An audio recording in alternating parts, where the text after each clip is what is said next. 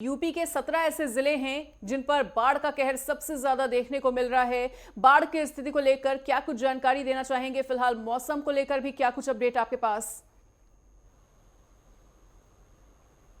देखिए, जिस तरीके से बारिश लगातार हो रही है, कई ऐसे इलाके हैं जहां पर भारी बारिश हो रही है, लेकिन कई ऐसे उत्तर प्रदेश के इलाके हैं जहां पर भीषण गर्म और उमस भी है। वहां पर बारिश जो है रुक रुक के जो है होती हुई दिखाई दे रही है। लेकिन जिस तरीके से बारिश की वजह से तमाम नदियां उफान पे, चाहे घाघरा की बात की जाए, चाहे शारदा की बात की जाए और चाहे गोमती की बात की जाए, तमाम ऐसी नदियाँ हैं जो उफान पे चल रही हैं, खतरे के निशान से ऊपर बह रही हैं। ऐसे में चाहे नेपाल से सटे जिले हैं वहां पर बाढ़ की स्थिति ज्यादा दिखाई दे। लखीमपुर खीरी हो गए, बहराइच हो गया, गोंडा हो गया, ये तमाम ऐसे इलाके हैं जहां पर जो है बाढ़ की स्थिति का कहर लोगों को जो है ऊपर देखने को मिल रहा है। जिस तरीके से यूपी के 900 ऐसे गांव हैं जहां पर बाढ़ की स्थिति से लोग प्रभावित हैं, उनको जो है संपर्क भी कहीं ना कहीं शहर से टूटता हुआ दिखाई दे रहा है। लेकिन जिस तरीके से बचाव राहत कार्य के लिए जो है जिला प्रशासन के साथ स्थानीय पुलिस और एनडीआरएफ एसडीआरएफ की टीमों को भी लगाया गया है और मुख्यमंत्री योगी आदित्यनाथ की तरफ से भी तमाम दिशा निर्देश दिए गए हैं कि जिस तरीके से जो बाढ़ प्रभावित इलाके हैं वहां पर जो है समुचित व्यवस्थाएं की जाए, जो राहत सामग्री है वो समय से वितरण की जाए और जो नुकसान हुआ है किसान का उसका भी मुआवजा 24 घंटे के अंदर आकलन करके जो है सुनिश्चित किया जाए। यानी कि जिस तरीके से 900 गांव लगभग यूपी के ऐसे हैं जहां पर बाढ़ की स्थिति से लोगों को जूझना पड़ रहा है। कई जगहों पर फसलें पूरी तरीके से बर्बाद हो गई और पुल गिर गए हैं। इसके साथ ही देखो लोगों को आने जाने में कहीं ना कहीं कड़ी दिक्कतों का सामना जो है करना पड़ रहा है और ऐसे में कहीं ना कहीं ये साफ दिखाई दे रहा है कि जिस तरीके से बारिश हो रही है और कई जगहों पर नदियों का पानी छोड़ा गया, ऐसे में जो नदियां हैं वो उफान पर चल रही है। जी बिल्कुल। और सिद्धार्थनगर से हमारे साथ श्याम सुंदर शुक्ला भी जुड़े हुए हैं, उनका रुख करते हुए। श्याम सुंदर, देखिए सिद्धार्थनगर में बाढ़ की स्थिति बेहद चिंताजनक बनी हुई है। ऐसे में 242 गांव जो हैं वो बाढ़ प्रभावित हैं। वहां पर अभी किस तरह का रेस्क्यू का काम किया जा रहा है, किस तरह की स्थिति को लेकर जानकारी देना चाहेंगे? जी, आपको मनीषा बताना चाहेंगे कि हम सिद्धार्थनगर की बात कर लें तो सिद्धार्थनगर में जितनी भी नदियां सब खतरे के निशान से ऊपर बह रही हैं। वहीं जिस तरीके से सिद्धार्थनगर में बाढ़ की स्थिति की बात कर लें तो बाढ़ की स्थिति लगातार भयावह बनी हुई है। 242 गांव ऐसे हैं सिद्धार्थनगर में जो पूरी तरह से बाढ़ से प्रभावित है। कहीं ना कहीं जिला प्रशासन उसको लेकर भी पूरी तरह से मुस्तैद है, क्योंकि जगह जगह पर जिला प्रशासन जो अधिकारी है, कर्मचारी हैं, उनको लगाए हुए हैं कि जो बाढ़ पीड़ित है उनको किसी प्रकार की समस्या ना हो और उनको हर संभव मदद करने का प्रयास जिला प्रशासन कर रहा है। जी मनीषा।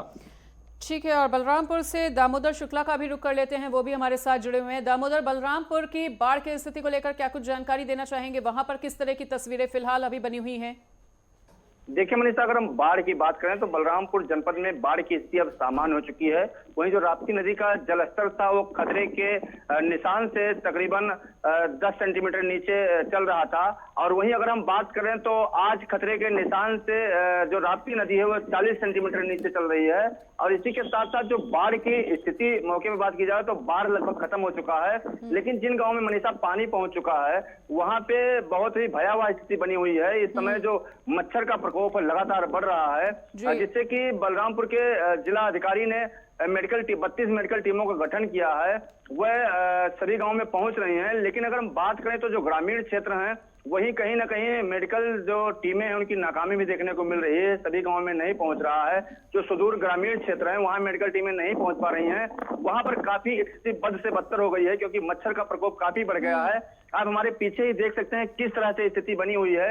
ये काफी बाढ़ग्रस्त क्षेत्र था जहां पर अत्यधिक पानी भरा हुआ था, लेकिन जैसे ही राप्ती नदी का जल स्तर कम हुआ, पानी तो कम हो गया, लेकिन अभी अगर मौके पे बात की जाए तो मेडिकल की काफी असुविधा दिखाई दे रही है और लोगों में जो मलेरिया जैसे प्रकोप है वो भी देखने को मिल रहे हैं। जी बिल्कुल। तो बाढ़ के बाद जो मेडिकल सुविधाएं हैं वो उपलब्ध होनी ही चाहिए और बिल्कुल इस चीज़ की हम भी प्रशासन से अपील करते हैं कि बाढ़ के बाद बीमारियों का खतरा बहुत ज़्यादा बढ़ जाता है। ऐसे में मेडिकल टीमों का वहां पर होना बहुत ज़्यादा आवश्यक है।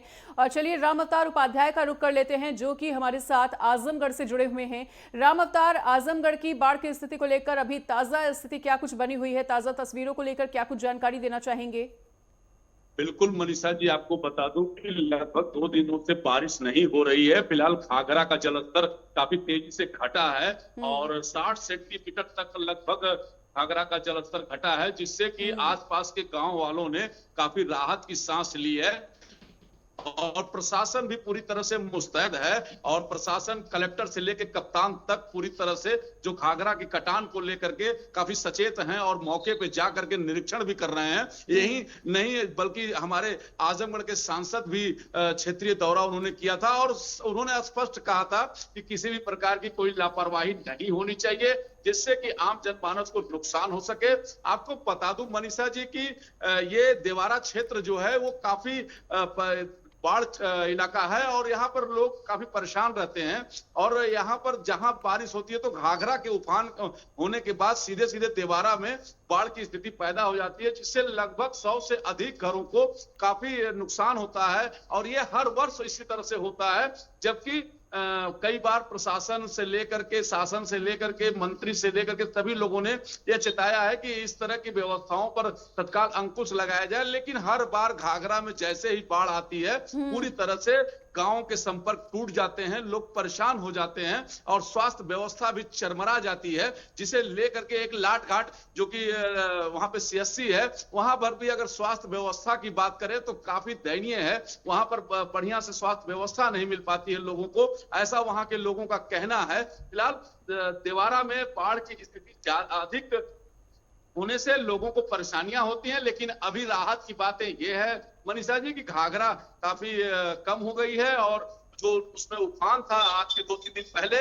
काफी घटा है, बहुत तेजी से घटा है। जो 31 सेंटीमीटर बढ़ी थी घाघरा वो 60 सेंटीमीटर घटी है, जिससे कि लोगों को काफी राहत महसूस हो रही है और प्रशासन भी पूरी तरह से मुस्तैद है। अब ये देखना है कि अभी आने वाले मानसून में किस तरह की लोगों को यहाँ पे व्यवस्थाएं मिल पाती है, क्योंकि प्रशासन के तो लंबे लंबे वादे होते हैं, लेकिन वादे कितने धरातल पे दिखेंगे यह तो आने वाला मनीषा समय ही बताएगा। जी मनीषा। कि यूपी के 17 जिलों में बाढ़ का कहर देखने को मिल रहा है। बाढ़ से जनजीवन पूरी तरह से प्रभावित है, वहीं 8 लोगों के मौत की सूचना भी मिली। हालांकि बलरामपुर और आजमगढ़ में अब स्थिति सामान्य होती हुई नजर आ रही है, जैसा कि हमारे सहयोगियों ने भी जानकारी दी और अलग अलग जिलों से लगातार हमारे सहयोगी हमारे साथ बने हुए हैं। एक बार फिर से लालचंद आपके साथ लौटते हुए, देखिए लालचंद, 2 ऐसी जगह हैं आजमगढ़ और बलरामपुर जहां पर अब जनजीवन पटरी पर एक बार फिर से लौटने लगा है और वहां पर स्थिति सामान्य होने लगी है। लेकिन सिद्धार्थनगर की अगर बात की जाए तो देखिए अभी हमारे सहयोगी ने भी इसी बात को लेकर जानकारी दी कि नेपाल से सटे होने के कारण सिद्धार्थनगर की स्थिति काफी ज्यादा चिंताजनक बनी हुई है और सिद्धार्थनगर के साथ ही ऐसे और भी कई गांव हैं जहां पर स्थिति काफी ज्यादा चिंताजनक और भयावह बनी हुई है।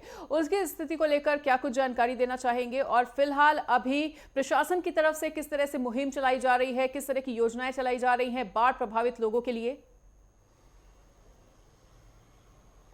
बिल्कुल मनीषा, जिस तरीके से उत्तर प्रदेश बाढ़ की स्थिति से कई ऐसे ज़िले हैं, कई ऐसे गांव हैं जो जूझ रहे हैं, लेकिन जिस तरीके से नेपाल से सटे जो इलाके हैं, जो ज़िले हैं, वहां पर कहीं ना कहीं बाढ़ की स्थिति अभी भी बनी हुई है। जैसा कि हमारे सहयोगियों ने बताया कि चाहे आजमगढ़ हो चाहे बहराइच हो, यहाँ सब पे अभी भी कहीं ना कहीं बाढ़ की स्थिति धीरे धीरे काबू होती हुई दिखाई दे रही है। लेकिन अगर प्रशासन की बात करें या सरकार की तरफ से बात करें तो कहीं ना कहीं तमाम व्यवस्थाएँ की गई थी और की जा रही हैं कि जिससे कि दिक्कतों का सामना ना करना पड़े। लेकिन उसके बाद भी देखने को मिला है कि कई ऐसे जिले हैं जो नेपाल बॉर्डर से सटे हुए हैं, चाहे गोरखपुर की बात करें, चाहे सिद्धार्थनगर की बात करें, चाहे लखीमपुर खीरी की बात की जाए, चाहे बात करें जाए कुशीनगर की, शाहजहांपुर की, ये ऐसे इलाके हैं जहां पर कहीं ना कहीं बाढ़ की स्थिति अभी भी दिखाई दे रही है। जिस तरीके से बलिया में भी जो है बाढ़ की स्थिति दिखाई दी है। कई ऐसे गाँव हैं जहाँ पर अभी भी लोग जो है कहीं ना कहीं शहरों से उनका संपर्क टूट गया, अभी भी उनका जनजीवन अस्त व्यस्त दिखाई दे रहा है। सरकार की तरफ से जो तमाम दिशा निर्देश दिए गए उसका पालन कराने के लिए जो अधिकारी है वो वहां पर दिखाई दे रहे हैं। एनडीआरएफ एसडीआरएफ की टीमें लगाई गई हैं, स्थानीय पुलिस भी उसमें काम करते हुए दिखाई दे रही है, जिला प्रशासन भी कहीं ना कहीं काम करता हुआ दिखाई दे रहा है। और जिस तरीके से खुद जो जिलाधिकारी है वो जो है निरीक्षण करते हुए दिखाई दे रहे हैं। कई जगहों पर देखने को मिला कि ड्रोन कैमरे से भी जो है निरीक्षण किया गया है। कई जगहों पर जो है अधिकारी जो है जल में उतरकर जो है पानी में उतरकर बाढ़ की स्थिति का जो है जायजा लेते हुए दिखाई दिए हैं। लेकिन जिस तरीके से अगर हम बात करें तो जो 17 जिलों का हाल है कहीं ना कहीं अभी भी जो है बाढ़ की स्थिति से जूझ रहा है, लेकिन उसके लेकर पर्याप्त जो व्यवस्थाएं होनी चाहिए थी कहीं ना कहीं अभी वो नहीं हो पाई, क्योंकि जिस तरीके से कई जगहों पर बाढ़ की स्थिति काबू हुई है वहां पर जो है बाढ़ खत्म होता हुआ दिखाई दे रहा है, लेकिन अब वहां पर जिस तरीके से वहां पर नमी हो गई थी, अब वहां पर तमाम बीमारियां पैदा होने लगी है, चाहे मच्छरों की बात करें, चाहे देखा जाए तमाम ऐसे जो है बीमारियां वहां से पैदा होती हैं, उसको लेकर भी किस तरीके से व्यवस्था की जाए, इसको लेकर भी कहीं ना कहीं सुनिश्चित होगा, क्योंकि स्वास्थ्य व्यवस्था वो ज़्यादा बेहतर हो सके, इसको लेकर भी डिप्टी सीएम ब्रजेश पाठक की तरफ से भी दिशा निर्देश दिए गए। लेकिन अगर हम बात करें लखीमपुर खीरी की तो 276 ऐसे गांव हैं जो बाढ़ की चपेट में देखे गए हैं। उसी तरीके से बलरामपुर की बात करें, बलरामपुर में 41 गांव जो है प्रभावित हुए थे जो है बाढ़ से। इसके साथ ही कुशीनगर में 44 गांव और शाहजहांपुर की बात करें तो 57 गांव जो है प्रभावित हुए थे बाढ़ से। बलिया में 4 गांव, सिद्धार्थनगर में 242 और बाराबंकी भी नहीं छूटा है, यहाँ पर भी 10 गांव बाढ़ से प्रभावित हुए हैं। इसके साथ सीतापुर में 3 और गोरखपुर में 48, बरेली में 4 गांव बाढ़ से प्रभावित हुए हैं। हरदोई की बात करें तो यहाँ पर भी 103 गांव जो है बाढ़ की चपेट में देखे गए हैं। अयोध्या में भी जो है 7 गांव बाढ़ की चपेट में देखे गए हैं। बहराइच में 2 गांव प्रभावित हुए हैं। तो कहीं ना कहीं इसको लेकर मुख्यमंत्री योगी आदित्यनाथ ने भी जिस तरीके से देखने को मिला था कि वो हवाई सर्वेक्षण करते हुए दिखाई दिए, नाव पर बैठ के जो है सर्वेक्षण किए और 4 जिलों का उन्होंने दौरा भी किया था और तमाम अधिकारियों को दिशा निर्देश भी दिए थे कि सभी जो बाढ़ प्रभावित इलाके हैं वहां पर जो है राहत सामग्री उनको समुचित तरीके से जो है पहुंचाई जाए। इसके साथ ही उन्होंने ये भी दिशा निर्देश दिए थे कि जो भी नुकसान हुआ है बाढ़ पीड़ित इलाकों में उनका 24 घंटे के अंदर मुआवजा भी दिया जाए और स्वास्थ्य व्यवस्था भी बेहतर किया जाए। जो अधिकारी है, शासन प्रशासन वो भी वहां पर बने रहे और बाढ़ की स्थिति का जायजा लेते रहे और पल पल की रिपोर्ट देते रहे। इसके साथ ही आपको बता दूं मनीषा कि मुख्यमंत्री ने सबसे बड़ा निर्णय इस बार जो लिया है वो गांव के पुनर्वास का निर्णय लिया है कि दोबारा इस तरीके से स्थिति पैदा ना हो, इसको लेकर गांव का पुनर्वास कराया जाएगा। इसको लेकर भी तैयारी सरकार की तरफ से की जा रही है। ठीक है, और एक बार फिर से सिद्धार्थनगर से श्याम सुंदर शुक्ला के पास लौटते हुए, श्याम सुंदर, तो देखिए जैसा कि हमारे प्रमुख संवाददाता लालचंद ने भी इस बात को लेकर सवाल उठाए हैं कि भले ही बाढ़ अब नियंत्रित भी होने लगे, लेकिन बाढ़ के बाद जो साइड इफेक्ट्स देखने को मिलते हैं क्षेत्रों में, मतलब बाढ़ प्रभावित क्षेत्रों में सबसे ज्यादा बीमारियों का खतरा होता है। और ऐसे में अगर नगर पालिका अपना एक्टिवली काम नहीं कर रही है, मेडिकल टीमें अपना काम नहीं कर रही हैं, तो ऐसे में परेशानियां और ज्यादा बढ़ जाती हैं। और नेपाल से सटी सीमा होने के कारण सिद्धार्थनगर की स्थिति काफी ज्यादा भयावह बनी हुई है। ऐसे में नगर पालिका परिषद और स्वास्थ्य विभाग यहां पर कितना ज्यादा एक्टिव नजर आ रहा है? जी मनीषा, आपको बताना चाहेंगे कि हम सिद्धार्थनगर की बात कर रहे हैं, इस तरीके से बाढ़ का प्रकोप लगातार अभी भी बना हुआ है सिद्धार्थनगर में। लेकिन जो जिला अधिकारी हैं राजा गणपत आर्य ने, उन्होंने पहले से ही लगातार मीटिंग करके जो नवागत सीएमओ आए हुए हैं उनके साथ मीटिंग के उनको सख्त निर्देश दिए हैं कि जिस तरीके से जब बाढ़ घटेगा तो कहीं ना कहीं जो बाढ़ प्रभावित गांव है वहां पर बीमारियां बहुत तेज से फैलेंगी। उसको लेकर मेडिकल टीम गठित की गई है। मेडिकल टीमों को लगाया गया है कि जिस तरीके से वहां पर सुविधाएं पहुंचाने के, जहां हल्के प्रभावित गांव थे वहां से बाढ़ किट जो स्वास्थ्य किट की समय है वहां पर शुरू करें।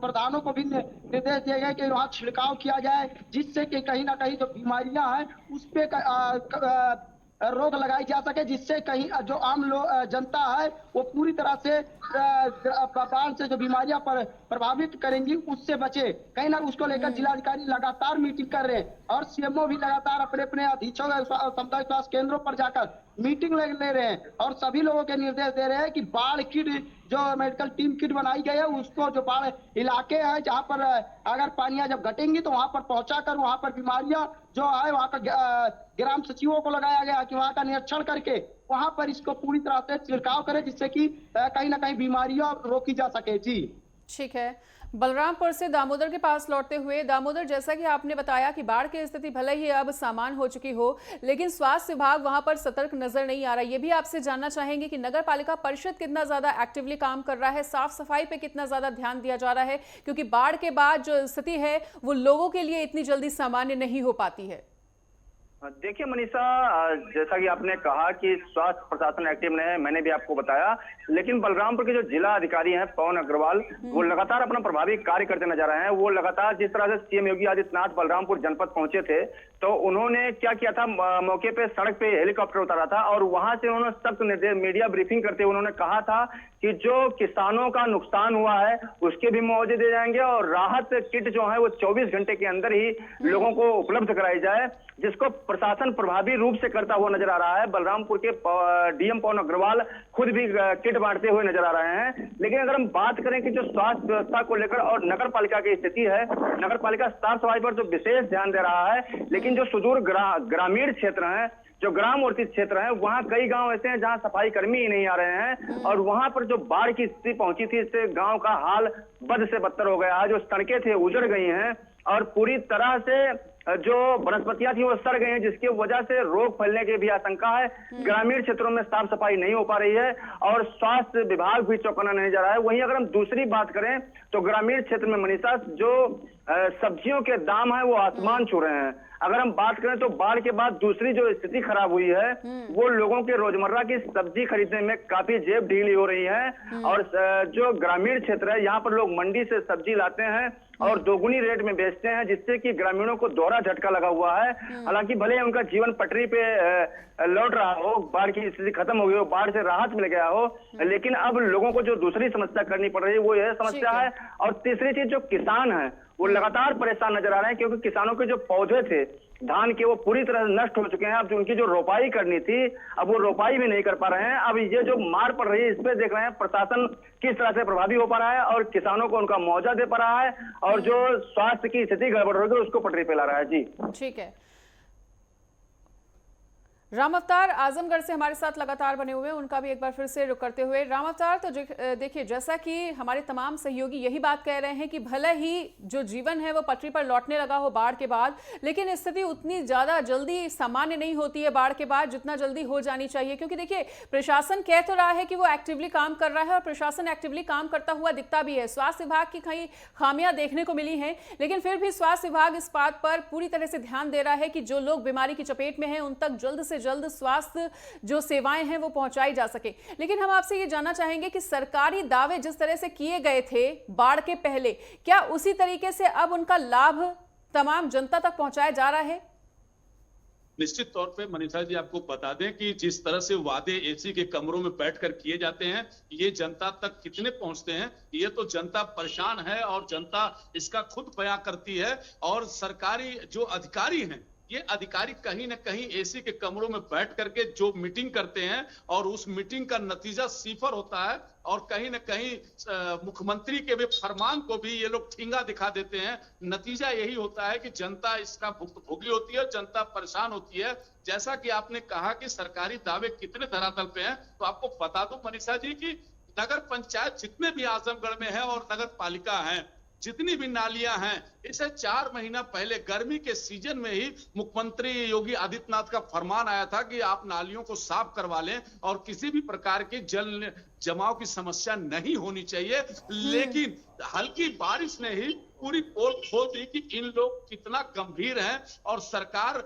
मुख्यमंत्री योगी आदित्यनाथ के फरमान का कितना अमली जामा पहनाते हैं, ये तो धरातल पे दिखने लगा है। रही बात स्वास्थ्य की, तो स्वास्थ्य व्यवस्था भी चरमरा जाती है। कारण ये है कि जैसे ही बाढ़ का पानी कम होगा तो डेंगू, मलेरिया, चिकनगुनिया जैसी गंभीर बीमारियां लोगों के यहाँ पांव पसारती है। और रही बात छिड़काव की, तो छिड़काव भी राम भरोसे है। अगर 1-2 जगह नगर पालिका में अगर छिड़काव हो जाए तो समझ लीजिए बहुत बड़ी बात है। नहीं तो नगर पंचायत के जो ईओ हैं या नगर पालिका के जो ईओ हैं, इन लोगों ने सिर्फ अपने मातहतों को फरमान जारी कर दिया कि आप लोग जाइए छिड़काव करिए और जाइए नालियां साफ करिए, लेकिन धरातल पे कुछ नहीं दिखाई देता है मनीषा जी। और जनता हमेशा परेशान रहती है।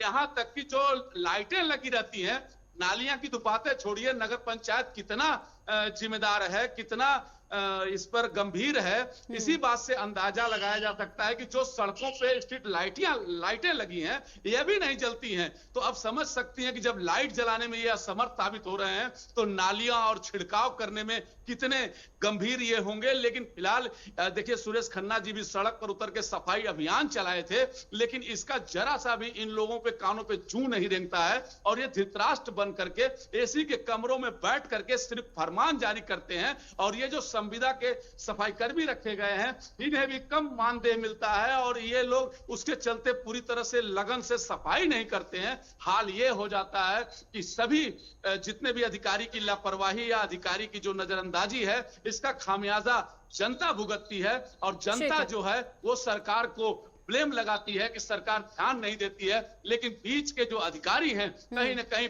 सारी भूमिका इन्हीं की होती है और इन्हीं के चलते जनता परेशान होती है और जनता इस बाढ़ के सीजन में, ये बरसात के सीजन में गंभीर बीमारियों से जूझेगी जनता।